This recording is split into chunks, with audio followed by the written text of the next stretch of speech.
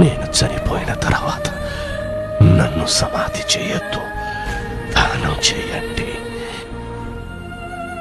ఒకవేళ సమాధి చేస్తే ప్రజలందరూ వచ్చి నాకే నమస్కారం చేస్తారు. వారంతా ప్రభుకి నమస్కారం చేయాలి, కానీ నాకు కాదు కదా. ఆయనకి చెందవలసిన మహిమ నాకు చేరితే అది పెద్ద నేరం.